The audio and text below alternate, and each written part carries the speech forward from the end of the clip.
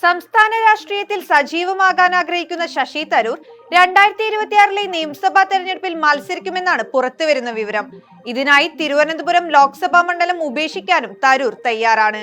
നിലവിൽ AICC പ്രവർത്തക സമിതി അംഗം കൂടിയായ തരൂർ സംസ്ഥാന രാഷ്ട്രീയത്തിൽ സജീവമാകാനുള്ള തന്റെ ആഗ്രഹം ഹൈക്കമാൻഡിനെ അറിയിച്ചിരുന്നു.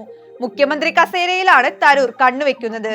മുഖ്യമന്ത്രി സ്ഥാനം ആഗ്രഹിക്കുന്നു എന്നതിനപ്പുറം അടുത്ത നിയമസഭാ തെരഞ്ഞെടുപ്പിൽ മുഖ്യമന്ത്രി സ്ഥാനാർത്ഥിയാകാൻ താനാണ് യോഗ്യനെന്ന് പരോക്ഷമായി പറഞ്ഞു വെക്കുന്നുണ്ട് തരൂർ. ഇതാണ് കേരളത്തിലെ കോൺഗ്രസ് നേതൃത്വത്തെ ഞെട്ടിച്ചിരിക്കുന്നത്. ആഗ്രഹിക്കുന്ന പരിഗണന കിട്ടിയില്ലെങ്കിൽ പാർട്ടി വിടാനും തയ്യാറാണെന്ന സൂചന തരൂരിന്റെ വാക്കുകളിലുണ്ട്.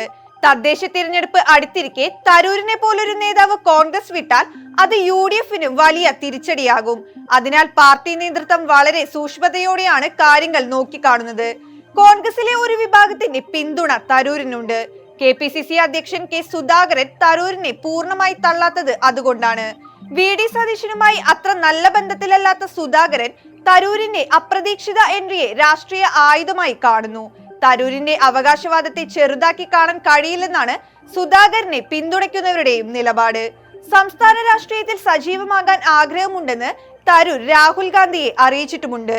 ഏതാനും ദിവസങ്ങൾക്ക് മുമ്പ് രാഹുലുമായി നടത്തിയ കൂടിക്കാഴ്ചയിലാണ് തരൂർ ഇക്കാര്യം വ്യക്തമാക്കിയത്. തരൂർ കേരള രാഷ്ട്രീയത്തിൽ സജീവമാകണമെന്നും സംസ്ഥാന നേതൃനിരയിലേക്ക് എത്തണമെന്നും ആഗ്രഹിക്കുന്ന വലിയൊരു വിഭാഗം പ്രവർത്തകരുണ്ട്. നിലവിലെ നേതൃത്വം പാർട്ടിയെ കൂടുതൽ ദുർബലമാക്കുന്നതാണെന്നാണ് ഇവരുടെ അഭിപ്രായം. തരൂർ സംസ്ഥാന രാഷ്ട്രീയത്തിൽ സജീവമായാൽ പാർട്ടിക്ക് ഭാവിയിൽ ഗുണം ചെയ്യുമെന്ന് കരുതുന്നവരും ഉണ്ട്.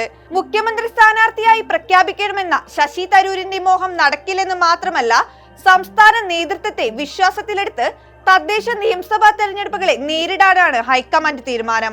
തരൂരിനെ പ്രകോപിപ്പിക്കാതെ നീങ്ങാനും നേതൃത്വം നിർദ്ദേശം നൽകിയിരിക്കുകയാണ്.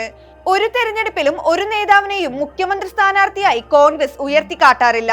ഈ നയത്തിൽ പുനരാലോചനയില്ലെന്നാണ് ഹൈക്കമാൻഡ് വ്യക്തമാക്കുന്നത്. അതുകൊണ്ട് തരൂരിന്റെ മോഹം മുളയിലെ നുള്ളിക്കളയുകയാണ്.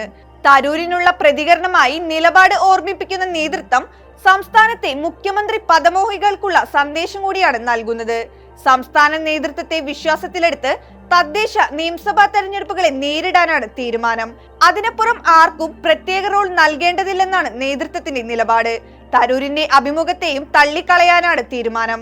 അഭിമുഖത്തിന്റെ പശ്ചാത്തലവും ഉള്ളടക്കവും സംബന്ധിച്ച് രാഹുൽ ഗാന്ധിയുമായും മല്ലികാർജുൻ ഖാർഗെയുമായി KC വേണുഗോപാൽ സംസാരിച്ചിരുന്നു.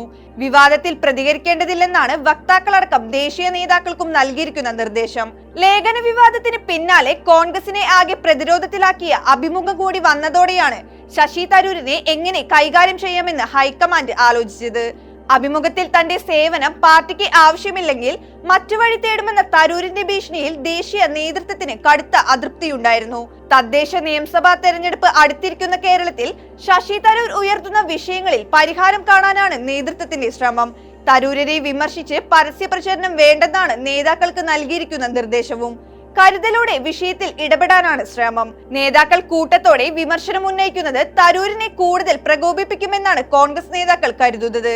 ശശി തരൂരിനെതിരെ നടപടി വേണമെന്ന അഭിപ്രായവും കോൺഗ്രസ് നേതാക്കൾക്കിടയിലുണ്ട്. ഇത് എങ്ങനെ വേണം എന്നതിലാണ് ആലോചനകൾ നടക്കുന്നത്. നടപടിയെടുത്താൽ ശശി തരൂർ ഒരുപക്ഷെ പാർട്ടി വിട്ടേക്കാം. രക്തസാക്ഷി പരിവേഷത്തിൽ കോൺഗ്രസിൽ നിന്നും പുറത്തു പോകണമെന്ന ആഗ്രഹം ശശി തരൂരിനും ഉണ്ടെന്നാണ് ഇപ്പോഴത്തെ പ്രതികരണങ്ങൾ വ്യക്തമാക്കുന്നത്.